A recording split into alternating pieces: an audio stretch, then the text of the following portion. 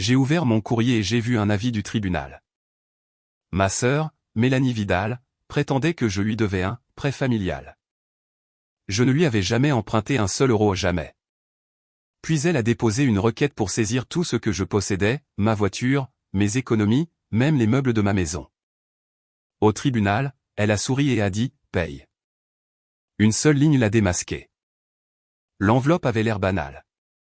Même papier blanc cassé, même fenêtre avec mon adresse, même tampon, important, que les gens collent sur les courriers indésirables pour vous forcer à les ouvrir.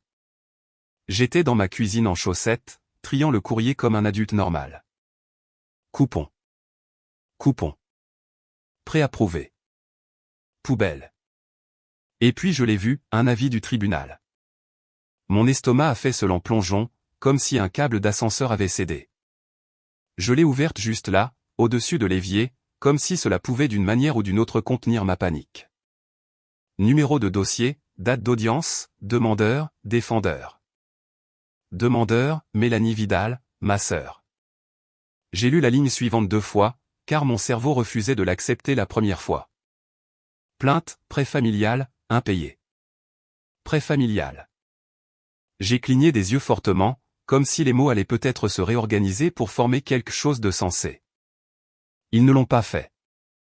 L'avis indiquait qu'elle demandait au tribunal d'appliquer la procédure de recouvrement pour saisir mes biens, ma voiture, mon compte bancaire, mes biens personnels situés à ma résidence, même mes meubles.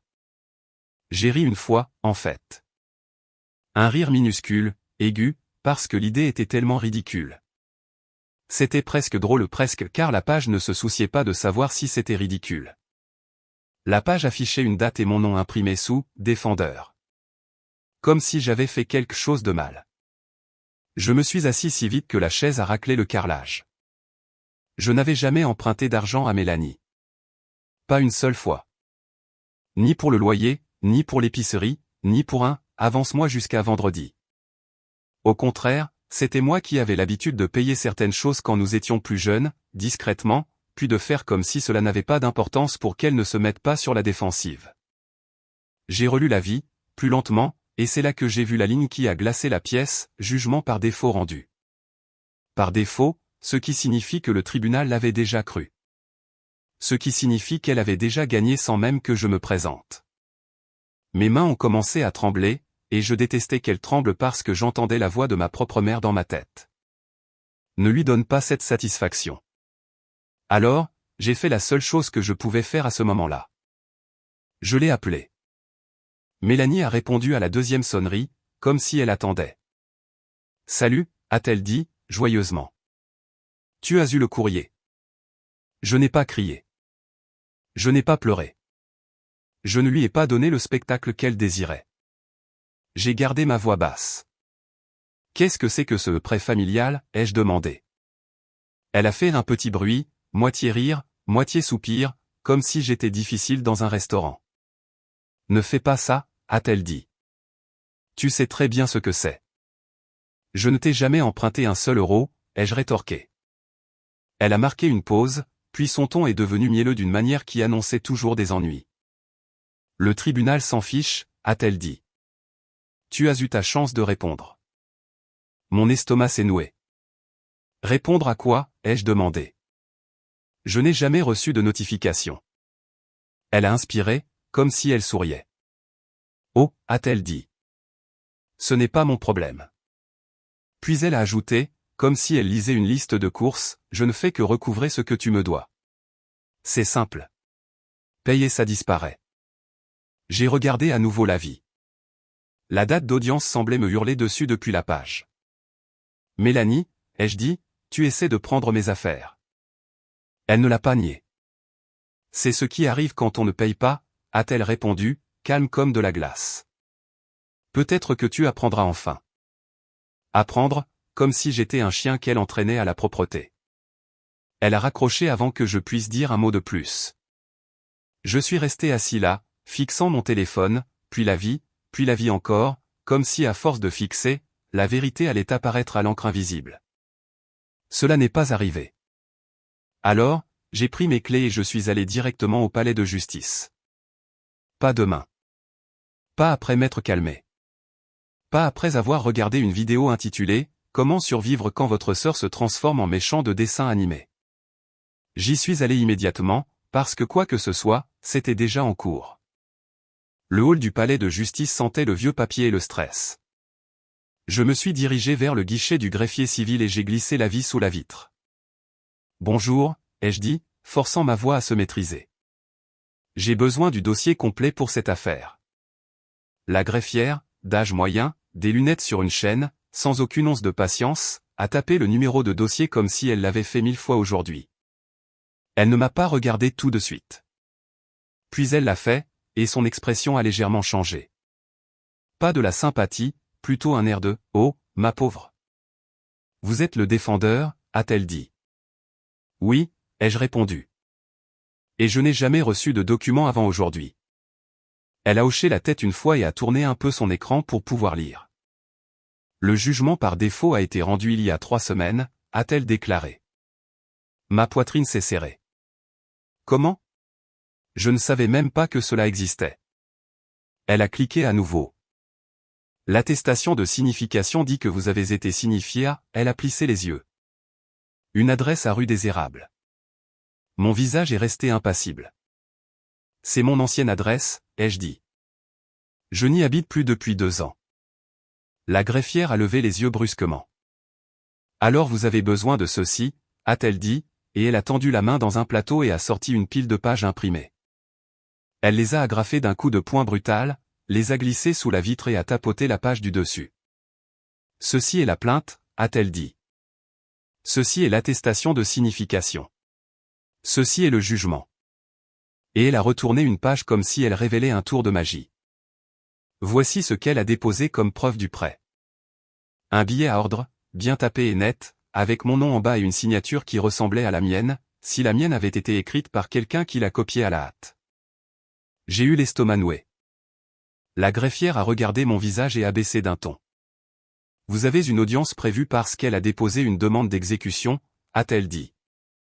C'est pour cela que vous avez reçu l'avis. J'ai dégluti. Alors, elle peut vraiment prendre ma voiture ? Mes économies ? La greffière n'a pas dramatisé. Elle a juste pointé le dossier. En fait, elle est en train d'essayer, a-t-elle dit. Et vous devez agir vite. J'ai de nouveau fixé le billet à ordre. Puis j'ai vu quelque chose qui m'a glacé la peau d'une autre manière. Une ligne près du bas, l'emprunteur reconnaît la réception des fonds par virement il y avait une date. Une date précise. Et j'ai su instantanément que cette date était impossible, car ce jour-là, j'étais hors de l'état pour l'enterrement de ma tante, utilisant ma carte de débit dans une station-service à 2 états de distance. J'ai levé les yeux vers la greffière. Puis-je obtenir une copie certifiée conforme de ceci, ai-je demandé. La greffière a hoché la tête, comme si, enfin, elle voyait une personne qui comprenait que les documents sont une force. Je peux certifier le rôle et les pièces déposées, a-t-elle dit. Cela vous coûtera. Ça m'est égal, ai-je dit. Elle a tamponné la page du dessus avec force. Ce bruit de tampon, tinc, a été la première chose qui m'a semblé solide depuis que j'avais ouvert mon courrier. Elle m'a rendu le paquet certifié. Au moment où mes doigts l'ont saisi, la greffière a ajouté une phrase de plus, basse mais incisive. Si vous n'habitiez pas à cette adresse et que cette signature n'est pas la vôtre, elle n'a pas fini la phrase. Elle n'avait pas besoin de le faire, car je savais déjà ce que c'était. Ma sœur n'avait pas simplement inventé une dette. Elle avait construit un piège de papier. Je suis sorti du palais de justice, tenant ce paquet certifié comme si c'était une grenade dégoupillée. Parce que, d'une manière étrange, c'en était une. Non pas le papier lui-même, mais ce qu'il débloquait. Un jugement par défaut n'est pas une rumeur. Ce n'est pas un drame de type « elle vous poursuit en justice ». C'est un tribunal qui dit « ceci est réel maintenant ». Et ma sœur en avait un. Je me suis assis dans ma voiture, j'ai respiré, et j'ai fait la première chose intelligente de la matinée. J'ai arrêté de l'appeler. Il n'y avait plus rien à discuter. Elle n'avait pas déposé cela pour être payée. Elle l'avait déposé pour gagner. Alors, j'ai ouvert le paquet sur le siège passager et je l'ai relu, plus lentement, comme un détective qui essaie de ne pas manquer le seul détail désagréable qui donne un sens à tout. L'attestation de signification disait que j'avais été signifié à rue des Érables. Elle revendiquait une signification à personne, ce qui signifie que quelqu'un avait juré sous peine de parjure lui avoir remis la plainte en main propre à un endroit où je n'avais pas vécu depuis 2 ans. J'ai de nouveau fixé la signature sur le billet à ordre. Mon nom en bas, l'encre s'efforçant beaucoup trop d'avoir l'air naturel. Puis j'ai tourné vers la preuve des fonds. Ma sœur n'avait pas simplement tapé un billet et espéré que ça passe. Elle avait joint une capture d'écran d'un virement bancaire.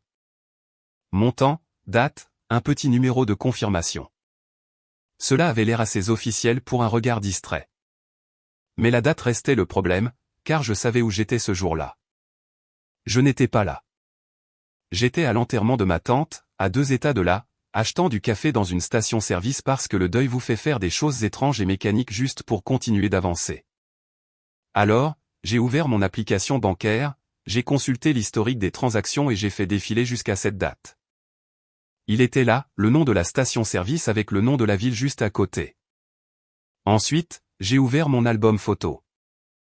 Il y avait le programme des funérailles sur mes genoux, dans une photo que j'avais prise sans réfléchir. La date imprimée juste sur le devant. Je me suis assis dans la voiture et j'ai chuchoté, d'accord. Pas du soulagement, plutôt le premier moment où je pouvais distinguer la forme d'un chemin à suivre.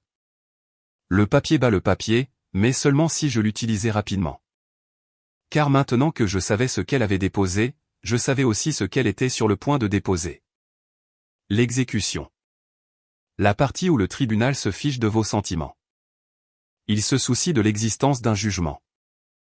Et l'empreinte de ma sœur était partout sur la page suivante, demande de bref d'exécution saisie. C'était déjà dans le dossier. Elle n'attendait pas de voir ce qui allait se passer. Elle essayait déjà de s'immiscer dans ma vie et de commencer à prendre. J'ai conduit directement à un petit bureau que j'ai trouvé en cherchant « Défense jugement civil » et « Annulation de défaut ». Pas de hall d'entrée sophistiqué, pas de bureau en marbre, juste une salle d'attente fatiguée, une fontaine à eau, et une réceptionniste qui avait entendu toutes les versions de « Je jure que je n'ai pas fait ça » et qui réussissait toujours à avoir l'air gentille. 20 minutes plus tard, j'étais assis en face d'une avocate nommée Renée Dupont. Fin de la quarantaine, yeux vifs, aucune patience pour les bêtises. Elle a lu mon paquet sans parler, tournant les pages avec ce calme de « J'ai déjà vu cette astuce ». Quand elle est arrivée à l'attestation de signification, elle s'est arrêtée. Puis elle a levé les yeux vers moi. « Vous n'avez jamais habité à rue des Érables à cette date ?» a-t-elle demandé. « Non » ai-je répondu. « Pas du tout. »« Et vous n'avez jamais signé ce billet ?» a-t-elle demandé en tapotant le billet à ordre. « Non. » Renée a hoché la tête lentement. « D'accord » a-t-elle dit. « Alors nous avons 2 problèmes distincts. Et c'est une bonne chose. » J'ai cligné des yeux. « Une bonne chose ? » « Une bonne chose » a-t-elle répété, comme si elle voulait que cela s'imprime. « Parce que si nous pouvons prouver une signification irrégulière, nous pouvons demander au tribunal d'annuler le défaut. Si nous pouvons prouver que la dette est fabriquée, nous pouvons attaquer la plainte elle-même. » Elle a glissé un bloc-notes jaune vers elle et a commencé à écrire, rapidement et proprement. « Dans quel état sommes-nous » a-t-elle demandé. Je le lui ai dit. Elle a hoché la tête à nouveau. Chaque état a ses propres détails, mais la tactique de base est la même. Nous déposons une requête d'urgence pour suspendre l'exécution et annuler le défaut parce que vous n'avez jamais été correctement signifié. Puis elle a pointé la page du bref dans mon dossier. Ceci, a-t-elle dit, est son prochain coup. Si ce bref est émis, le shérif ou l'huissier peut tenter de saisir des comptes ou des biens non exemptés. Ce n'est pas aussi dramatique qu'à la télévision, mais c'est perturbateur. J'ai dégluti. Alors, elle peut vraiment bloquer ma banque ? Elle peut essayer, a dit Renée. C'est pourquoi nous n'attendons pas. Renée s'est penchée en arrière et m'a regardé comme si elle décidait à quel point elle devait être directe. Voici ce que les juges veulent, a-t-elle dit. Pas des discours. Des preuves. Montrez-moi, ai-je dit. Renée a levé un doigt. 3 catégories. Nous allons monter une pile. 1. Vous n'habitiez pas là. 2. Vous étiez hors de la ville à la date du virement. 3. Le virement présumé n'est pas réel. Puis elle en a ajouté une 4e sans même regarder en bas. Et je veux savoir qui a signé cette attestation de signification. J'ai senti mon pouce accélérer. Parce que si un agent de signification a menti, a-t-elle dit, ce n'est pas juste un oups. C'est grave. Elle a ouvert son ordinateur portable et a commencé à faire une liste. Avez-vous votre contrat de location ou votre relevé hypothécaire indiquant votre adresse actuelle, a-t-elle demandé. Oui, ai-je dit. Je peux l'obtenir. Facture de service public, a-t-elle demandé. Oui. Confirmation de changement d'adresse, a-t-elle demandé. J'ai cligné des yeux. Comme, la poste? Exactement, a-t-elle dit. Tout ce qui prouve que vous recevez du courrier à votre véritable adresse depuis 2 ans. J'ai hoché la tête.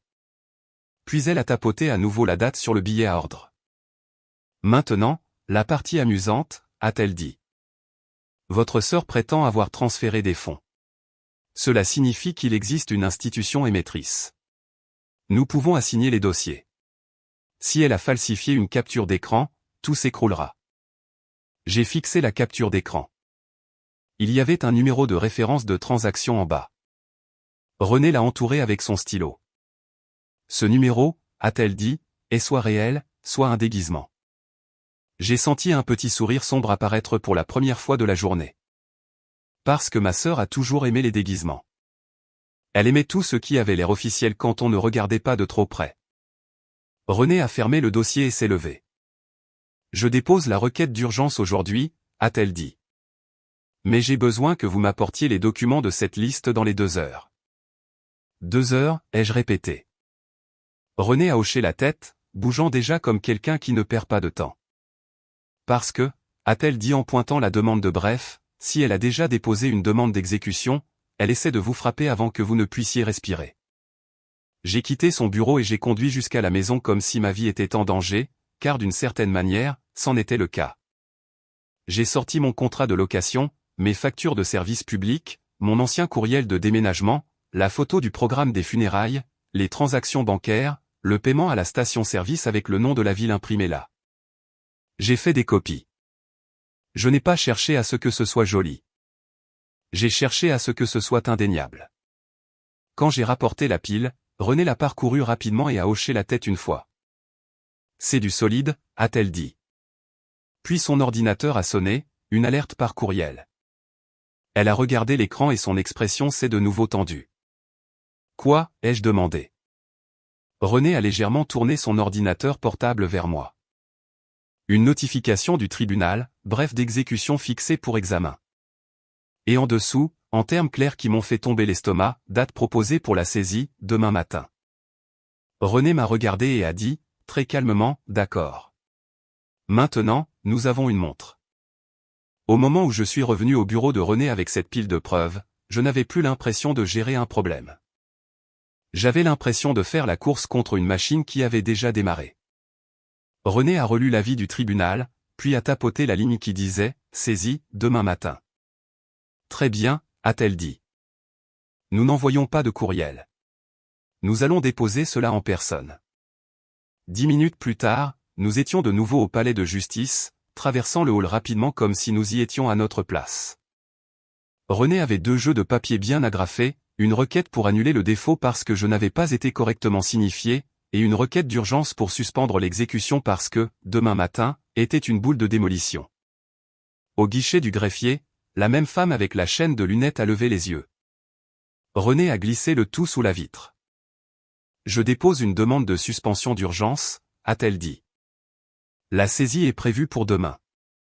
La greffière n'a pas réagi comme je m'y attendais. Pas de drame, pas de choc. Elle a juste hoché la tête comme si c'était mardi. Requête du défendeur, a-t-elle dit en tapant. D'accord. Clic, clic. Tampon. Le son de ce tampon était différent cette fois. Non pas effrayant. Protecteur. La greffière a agrafé un reçu sur la page du dessus et l'a repoussé par la fente. Déposé aujourd'hui. Horodaté. René a pointé l'horodatage pour moi. Gardez cela, a-t-elle dit à voix basse. C'est votre premier bouclier. Puis la greffière s'est penchée légèrement en avant et a baissé la voix. Vous avez de la chance d'être venu aujourd'hui, m'a-t-elle dit, sans méchanceté. Une fois que l'exécution commence, cela devient compliqué. Je ne savais même pas que j'étais poursuivi, ai-je dit. La greffière a cliqué à nouveau sur le rôle, les yeux se plissant. L'attestation de signification dit signification à personne, a-t-elle dit. C'est pourquoi le défaut est arrivé si vite. L'expression de René est restée calme, mais son stylo encerclait déjà des choses. Pouvons-nous faire acheminer la copie de la chambre du juge maintenant, a demandé René. La greffière a hoché la tête. Je vais l'envoyer à l'étage. Puis elle a marqué une pause. Et vous devriez savoir quelque chose, a-t-elle ajouté, regardant l'écran comme si cela l'agaçait. René a levé un sourcil. Quoi? La greffière a tourné l'écran légèrement, juste assez. Sur l'entrée du billet à ordre, il y avait une étiquette, pièce jointe incluant la notarisation. Ma peau s'est glacée. Notarié, ai-je dit. Les yeux de René se sont aiguisés. Il y a un acte notarié? La greffière a hoché la tête. Déposé avec le billet. René n'a pas dit, c'est impossible, ou, elle ment, ou quoi que ce soit de dramatique. Elle a juste parlé comme quelqu'un qui enfile des gants. Alors il y a un dossier de notaire, a-t-elle dit. J'ai cligné des yeux. Qu'est-ce que cela signifie? Cela signifie, a dit René, en restant simple, que quelqu'un a tamponné que vous l'avez signé devant lui. Si c'est faux, ce n'est pas seulement un drame familial. C'est un vrai problème pour celui qui a apposé le tampon. Les lèvres de la greffière se sont pincées comme si elle était tout à fait d'accord. Elle a cliqué à nouveau, puis a glissé une nouvelle feuille imprimée à travers la fente. Mince, simple, mortel. C'était le résumé du rôle avec les inscriptions listées dans l'ordre. Et c'était là, noir sur blanc, plainte déposée. Attestation de signification déposée. Défaut enregistré. Jugement rendu. Demande de bref d'exécution. Pièce, billet à ordre, notarié. Requête du défendeur déposée, aujourd'hui. Suspension d'urgence demandée, aujourd'hui. René a tapoté la dernière ligne. Ils doivent lire ceci aujourd'hui, a-t-elle dit. Nous n'avons pas le luxe d'attendre. Nous nous sommes assis sur un banc dur à l'extérieur d'un couloir à l'étage qui ressemblait à tous les couloirs de palais de justice en Amérique. Peinture neutre, vieille moquette, des gens tenant des dossiers comme si leur vie s'y trouvait. Une assistante judiciaire est sortie et a appelé le nom de René. Pas une salle d'audience, pas de public, juste un petit bureau où tout semblait plus calme et plus sérieux. L'assistante a pris les requêtes et a posé une question. La demanderesse est-elle représentée? René a secoué la tête. Non répertorié. L'assistante a hoché la tête et m'a regardé. Avez-vous la preuve que vous n'avez pas été signifié à cette adresse, a-t-elle demandé. J'ai remis les copies que René avait organisées, mon contrat de location, la facture de service public, la confirmation de changement d'adresse, la transaction bancaire montrant que j'étais hors de l'état à la date présumée du virement, la photo du programme des funérailles avec la date imprimée dessus. L'assistante n'a pas commenté. Elle a juste empilé le tout soigneusement, puis a dit, le juge examinera la demande de suspension d'urgence aujourd'hui. Aujourd'hui. Ce seul mot a desserré quelque chose dans ma poitrine. Puis elle a ajouté, mais le juge voudra aussi la réponse de la demanderesse. Si elle est dans le bâtiment, elle sera notifiée. Les yeux de René se sont tournés vers moi. Votre sœur aime aller vite, a-t-elle murmuré. Elle pourrait être déjà là. Et comme si l'univers ne pouvait s'empêcher de lui donner raison, j'ai entendu des talons. Pas des talons pressés. Des talons assurés. J'ai levé les yeux et j'ai vu ma sœur, Mélanie, marchant dans le couloir comme si elle était en retard pour un brunch, et non pour une audience qui pouvait ruiner ma vie. Elle avait un dossier dans une main et un sourire sur son visage qui n'avait pas sa place dans un palais de justice. Dès que ses yeux se sont posés sur moi, le sourire s'est élargi. Oh, a-t-elle dit, comme si elle était ravie. Vous vous êtes enfin présenté. René ne l'a pas laissé altérer l'atmosphère. Mademoiselle Vidal, a dit René calmement, vous avez déposé une demande de bref d'exécution avec un billet à ordre notarié. Mélanie a haussé les épaules. Paye, a-t-elle dit, douce comme du poison. Où il commence à prendre des choses. C'est comme ça que ça marche. Je n'ai pas discuté avec elle. Cela ne servait à rien. Je l'ai juste regardée et j'ai dit la chose la plus simple et la plus vraie que j'avais. Je n'ai jamais signé cela. Mélanie a ri comme si je lui avais raconté une histoire mignonne. Bien sûr que non, a-t-elle dit. Mais René s'est tourné vers l'assistante, qui était revenue dans le couloir. Veuillez informer le juge que le défendeur conteste la signature et conteste la signification, a dit René. Et que le billet est censé être notarié. Nous aurons besoin de l'acte notarié et de l'original. L'assistante a hoché la tête et a disparu. Les yeux de Mélanie ont balayé une seule fois la porte par laquelle l'assistante était passée. Pour la première fois, sa confiance a vacillé d'un cheveu. Puis son visage s'est durci à nouveau. Vous ne pouvez rien prouver, a-t-elle dit à voix basse. Le défaut a déjà été prononcé. René l'a regardée comme si elle était un problème de maths avec un seul chiffre faux. Nous n'avons pas besoin de tout prouver aujourd'hui, a dit René. Nous devons arrêter l'exécution aujourd'hui. Ensuite, nous le prouverons. La mâchoire de Mélanie s'est serrée. Elle s'est approchée de moi, la voix basse pour que je sois le seul à entendre.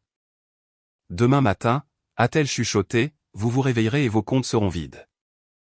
Et je détestais que, pendant une seconde, j'ai cru qu'elle pourrait avoir raison, car elle était allée aussi loin. Parce que le papier existait. Parce que le système l'avait déjà estampillé. Puis l'assistante est revenue. Elle a remis à René une seule feuille de papier. Pas un discours, pas une leçon. Une feuille. René l'a lue et a expiré une fois, lentement, de manière contrôlée. Puis elle l'a glissée vers moi. Elle portait la date du jour en haut et une phrase qui a fait lâcher tout mon corps, exécution suspendue en attendant l'audience. Je l'ai fixée.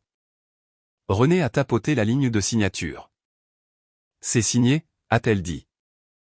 Ils ne peuvent pas vous saisir demain matin. Le sourire de Mélanie a complètement disparu, comme si quelqu'un avait débranché la prise. Elle a ouvert la bouche pour dire quelque chose, mais l'assistante a continué, toujours calme, toujours professionnelle. Le juge a fixé une audience sur la requête en annulation, a-t-elle dit, et le tribunal ordonne à la demanderesse d'apporter le billet à ordre original. Les yeux de Mélanie ont étincelé. Original ? Le regard de René n'a pas bougé.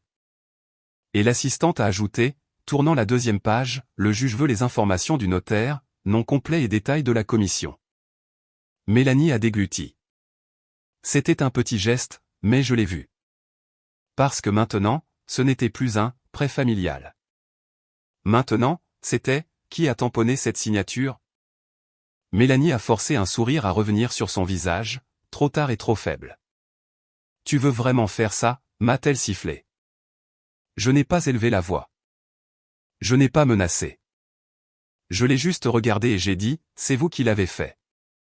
Les yeux de Mélanie se sont plissés. Puis elle a tourné les talons et est partie, vite cette fois. René l'a regardé partir. Puis elle s'est penchée vers moi et a dit doucement, bonne nouvelle, nous avons arrêté demain. Mauvaise nouvelle, a-t-elle ajouté, c'est que le billet original va nous dire exactement jusqu'où elle est allée. Son téléphone a vibré. Elle a jeté un coup d'œil à l'écran et son expression s'est de nouveau tendue. Ils viennent de poster quelque chose de nouveau sur le rôle, a-t-elle dit. Mon estomac a plongé. Quoi, ai-je demandé. René a tourné l'écran vers moi. Une nouvelle entrée, la demanderesse a déposé un inventaire des biens à saisir. Une liste. Ma voiture. Mes économies. Et puis, juste là, en texte clair, quelque chose qui m'a serré la gorge, bien ménagé situé à la résidence. René m'a regardé. La suspension signifie qu'ils ne peuvent pas les prendre demain, a-t-elle dit. Mais elle vient de nous montrer ce qu'elle prévoyait de prendre en premier. Puis elle a pris son sac et s'est levée. Allons-y, a-t-elle dit. Nous n'allons pas attendre l'audience pour nous occuper de ce notaire. Cet après-midi-là, René n'est pas retourné à son bureau. Elle s'est rendue à l'adresse imprimée sous le bloc notarial. Pas un repère secret, pas une ruelle sombre, mais un petit centre d'expédition et d'impression coincé entre un salon de manucure et un magasin de sandwich. Des enseignes lumineuses, des lumières fluorescentes, et une cloche qui a tinté quand nous sommes entrés, ce qui, honnêtement, a rendu les choses pires car cela signifiait que ma sœur n'avait pas fait cela dans un accès de panique. Elle l'avait fait en plein jour, avec un sourire, dans un endroit où les gens achètent du ruban adhésif d'emballage. Renée est allée directement au comptoir.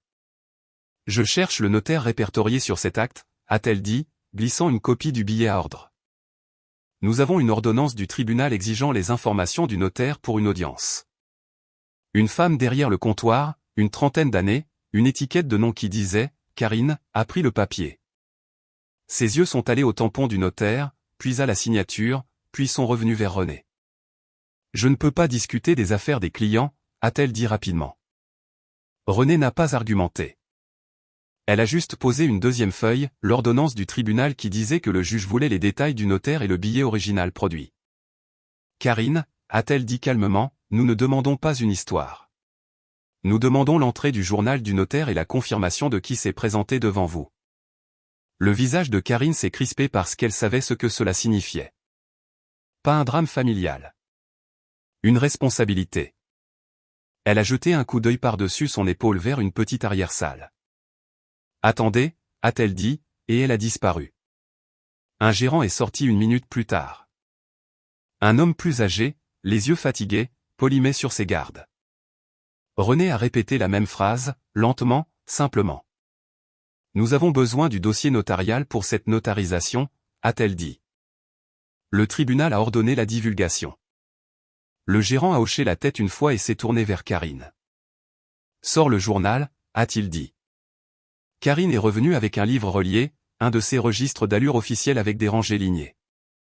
Elle l'a posé sur le comptoir comme s'il pesait 100 livres. Renée a pointé le tampon du notaire sur le papier. « Date et heure », a-t-elle demandé. Karine a feuilleté les pages, scannant les colonnes. Son doigt s'est arrêté. Puis son visage a fait quelque chose que j'ai immédiatement reconnu, ce minuscule serrement de bouche, « Oh non !»« Je l'ai », a dit Karine doucement. Elle a tourné le livre pour que Renée puisse voir l'entrée. Elle listait la date, l'heure, le type de notarisation, le nom du signataire, la forme de pièce d'identité présentée.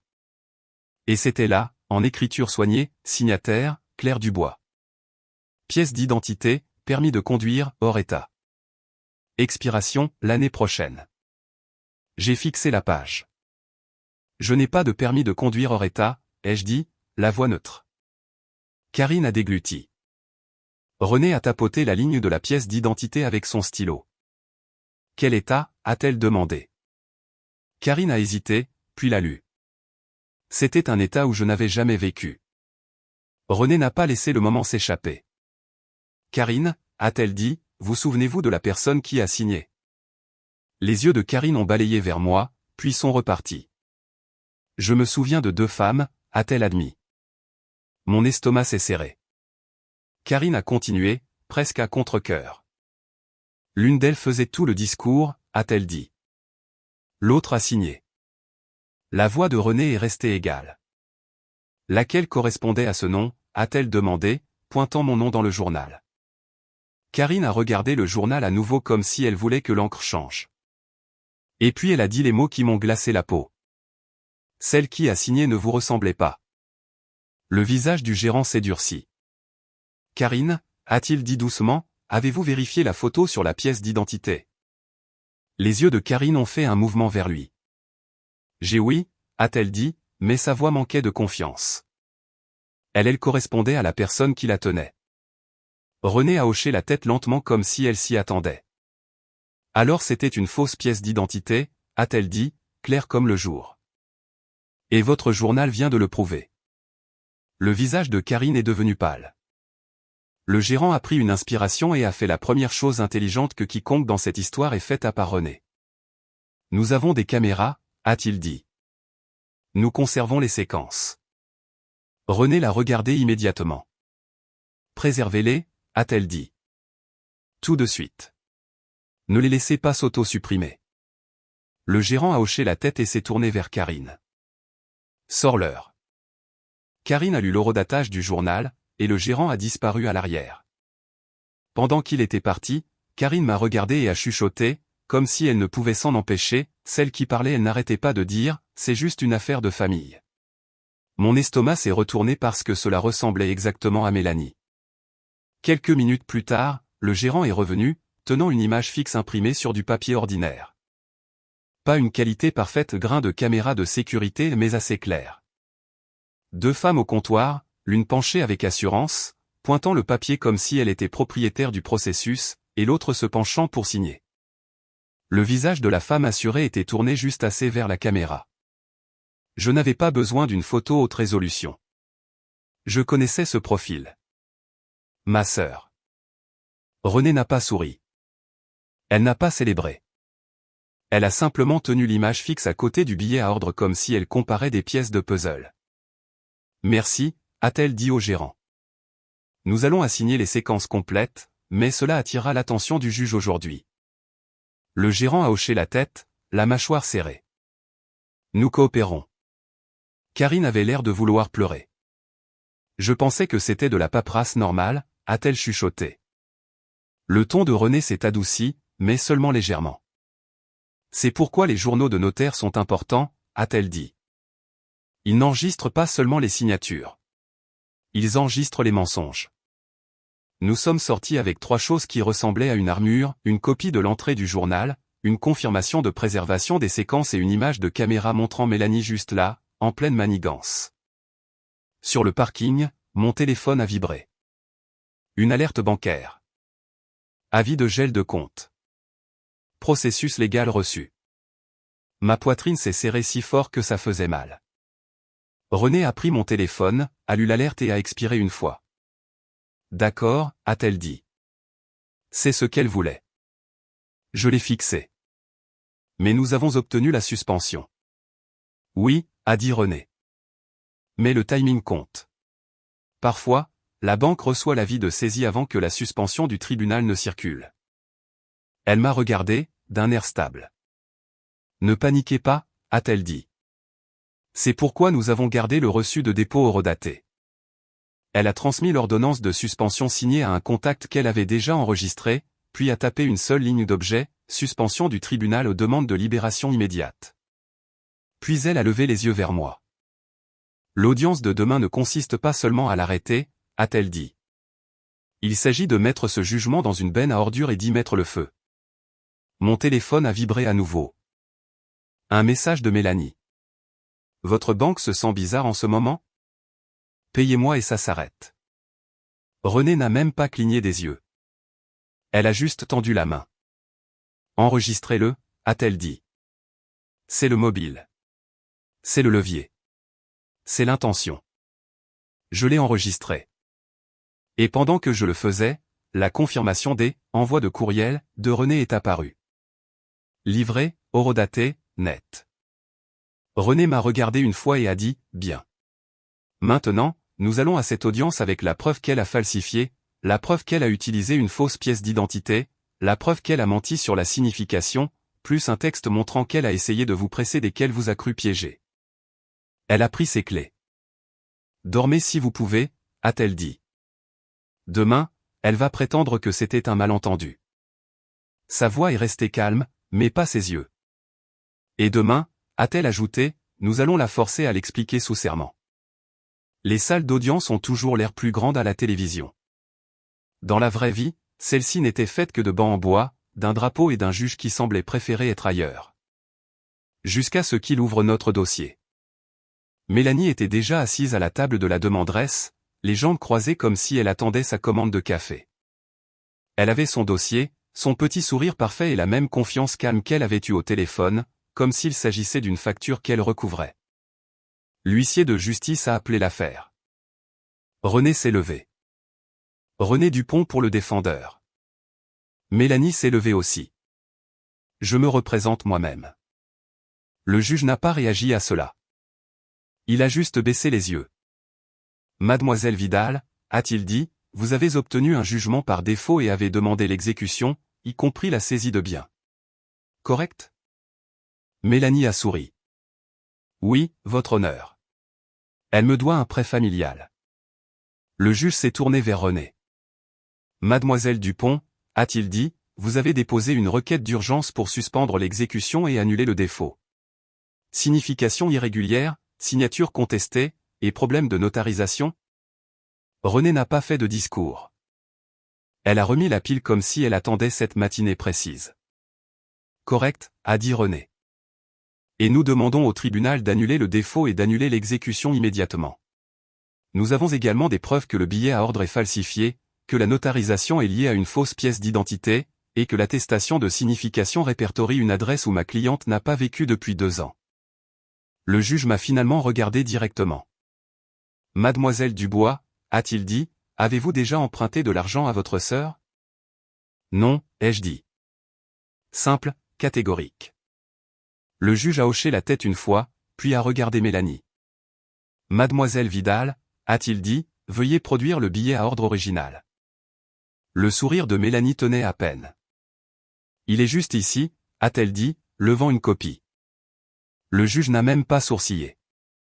J'ai dit original, a-t-il répété. Encre humide. Le papier qui a été signé. Le sourire de Mélanie a vacillé alors qu'elle fouillait son dossier, vite maintenant, trop vite. Les papiers glissaient, les coins se pliaient.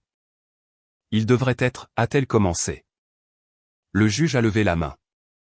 L'avez-vous, a-t-il demandé. La mâchoire de Mélanie s'est serrée. J'ai une copie, a-t-elle dit. La voix du juge est restée calme, mais elle a coupé plus nettement. Alors vous ne l'avez pas, a-t-il dit. Il s'est tourné vers René. Vous avez également soulevé un problème de signification, a-t-il dit. Expliquez. René a placé une feuille sur le pupitre et a pointé du doigt. L'attestation de signification prétend une signification à personne à rue des Érables, a-t-elle dit. Ma cliente n'y a pas vécu depuis 2 ans. Nous avons soumis son contrat de location, ses relevés de service public et une confirmation de changement d'adresse. De plus, à la date où votre dossier prétend qu'elle a accusé réception des fonds, elle était hors de l'État. Nous avons fourni une transaction bancaire montrant l'emplacement et une photo datée du programme des funérailles. Le juge a baissé les yeux, a lu, a tourné la page. Puis il a fait quelque chose que les juges ne font pas lorsqu'ils ne sont pas impressionnés. Il est devenu silencieux. Il s'est penché en avant et a tapoté l'attestation de signification avec un stylo.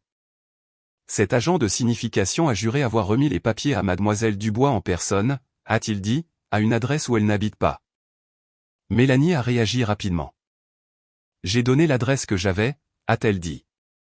Ce n'est pas ma faute si elle a déménagé. René n'a pas sauté sur l'occasion. Elle a juste glissé la brique suivante. Votre honneur, a dit René, elle n'avait pas cette adresse. Elle l'a choisie parce qu'un défendeur ne peut pas répondre à des papiers qu'il ne reçoit jamais. Mélanie a ricané. C'est ridicule. Le juge a levé la main. Mademoiselle Vidal. Arrêtez. Puis il a regardé René. Et le notaire, a-t-il demandé. René s'est dirigé vers le greffier avec une enveloppe scellée et une brève déclaration. Votre honneur, nous avons contacté le notaire répertorié sur l'acte, a dit René. Nous avons obtenu l'entrée du journal du notaire et une lettre de préservation des séquences de sécurité de l'emplacement. La posture de Mélanie s'est raidie. Les yeux du juge se sont levés. Vous avez contacté le notaire? Oui, a dit René. Le journal répertorie Mademoiselle Dubois comme la signataire, mais la pièce d'identité enregistrée est un permis de conduire hors état que Mademoiselle Dubois n'a jamais détenu. Le juge m'a regardé à nouveau. Mademoiselle Dubois, avez-vous un permis de conduire hors état de cet état, a-t-il demandé. Non, ai-je dit. Les yeux du juge sont revenus à Mélanie. Mademoiselle Vidal, a-t-il dit, quelle pièce d'identité avez-vous présentée pour faire notarier ceci? Mélanie a cligné des yeux, juste une fois, puis a essayé de foncer tête baissée. Je n'avais rien à présenter, a-t-elle claqué. C'est elle qui a signé. René n'a pas élevé la voix. Elle a remis au juge l'image fixe. Ce n'était pas glamour. Image de caméra granuleuse, lumière fluorescente, le comptoir d'un magasin d'expédition. 2 femmes, l'une penchée, parlant, l'autre signant. Le juge l'a fixé pendant un long moment. Puis il a demandé à René, qui est-ce? René n'a pas regardé Mélanie en répondant. C'est Mademoiselle Vidal, a-t-elle dit, debout au comptoir du notaire pendant la prétendue signature. Mélanie s'est levée trop vite, les pieds de la chaise raclant. Ce n'est pas moi, a-t-elle dit fort. L'huissier de justice a fait un pas en avant, non pas menaçant, juste présent. Le juge n'a pas réagi au volume. Il a réagi à la preuve. Il s'est penché en arrière, a expiré lentement, et a parlé comme s'il avait atteint le point d'en avoir fini. Voici ce qui va se passer, a-t-il dit. Le visage de Mélanie s'est crispé alors que le juge regardait le rôle, puis levait les yeux à nouveau. 1. L'exécution est suspendue, a-t-il dit, tapotant l'ordonnance que nous avions déjà. Elle reste suspendue. 2. Sur la base de preuves crédibles de signification irrégulière, j'accorde la requête en annulation du jugement par défaut. La tête de Mélanie s'est levée brusquement. Quoi, a-t-elle lâché? Le juge ne l'a même pas regardé. Cela signifie, a-t-il continué, que votre jugement est annulé. Votre demande de bref est annulée. Pas de saisie, pas de confiscation. Ma poitrine s'est finalement relâchée comme si quelqu'un coupait un fil. La voix de Mélanie s'est élevée, vive. Alors, elle s'en sort sans me payer. Le juge l'a regardée droit dans les yeux. Mademoiselle Vidal, a-t-il dit, vous n'avez pas le droit d'utiliser mon tribunal comme une arme de recouvrement pour une dette que vous ne pouvez pas prouver. Il a soulevé la copie du billet à ordre avec 2 doigts. Et maintenant, a-t-il ajouté, nous abordons les problèmes très sérieux soulevés ici. Le sourire de Mélanie avait disparu. Sa bouche s'est ouverte et fermée une fois, comme si elle ne trouvait pas le bon mensonge assez vite. Le juge a parlé avec soin, comme si chaque mot allait dans un procès-verbal. 3. J'ordonne aux parties de comparaître pour une audience de preuve concernant l'authenticité de ce billet, la notarisation et l'attestation de signification. Mélanie a de nouveau essayé d'interrompre. 4. A poursuivi le juge, plus fort, je renvoie cette affaire aux autorités appropriées pour examen de fraude potentielle et de faux affidavits. Mélanie s'est figée. René n'a pas célébré. Elle a simplement hoché la tête comme si le résultat était depuis toujours dans l'équation. Le juge a regardé Mélanie à nouveau. Vous avez soumis un inventaire demandant des biens ménagers, a-t-il dit. Meubles, nécessités de base, pour un prêt familial présumé. Mélanie a haussé les épaules faiblement. C'est la loi. Les yeux du juge se sont plissés. La loi n'est pas votre arme personnelle, a-t-il dit. Puis il s'est tourné vers René. Mademoiselle Dupont, a-t-il dit, soumettez votre demande d'honoraires pour les requêtes d'urgence et l'audience d'aujourd'hui. La tête de Mélanie a fait un mouvement brusque. Honoraires, a-t-elle aboyé. Le juge lui a finalement lancé un regard qui a mis fin à la conversation. Oui, a-t-il dit. Honoraires. Il a signé l'ordonnance sur le banc, le stylo grattant, sans drame, juste la finalité, et la remise au greffier. René s'est penché vers moi alors que nous nous rasseyons. Une fois que nous aurons cela tamponné, a-t-elle chuchoté, nous allons directement à votre banque. Et c'est ce que nous avons fait. Pas demain. Pas plus tard. Le jour même, René est entré dans une agence avec l'ordonnance tamponnée et le reçu de dépôt horodaté. Elle l'a glissé sur le bureau et a dit une phrase, ce jugement est annulé. Le bref est annulé. Levez le gel. Le banquier n'a pas argué. Il n'a pas débattu. Il a juste lu l'ordonnance, tapé, et hoché la tête. Le gel sera levé, a-t-il dit. Vous le verrez clair aujourd'hui. Mélanie m'a envoyé un texto alors que nous étions encore sur le parking. Tu crois que tu as gagné? Je vais déposer une nouvelle plainte. René a pris mon téléphone, a regardé et me l'a rendu. Enregistrez-le, a-t-elle dit. Et non, elle ne le fera pas. Parce que la dernière page de l'ordonnance du juge comprenait une ligne à laquelle Mélanie ne s'attendait pas, tout dépôt futur d'exécution dans cette affaire nécessite un examen par le tribunal. Ce n'était pas une vengeance. C'était une porte qui se fermait. Plus tard dans la soirée, j'étais assis à ma table de cuisine avec 3 choses devant moi, l'ordonnance du tribunal tamponnée, le courriel de confirmation de la banque indiquant que le gel était levé, et le fil de message, paye, de Mélanie enregistré comme un fossile. Et pour la première fois depuis que cette enveloppe avait atterri sur mon comptoir, j'ai senti mon corps cesser de se préparer à l'impact. Voici la vérité pure, celle que les gens veulent vraiment à la fin. Ma sœur a inventé une dette pour me piéger avec un jugement par défaut. Elle a utilisé une ancienne adresse pour que je ne me présente pas. Elle a agité un faux billet de prêt comme une baguette magique.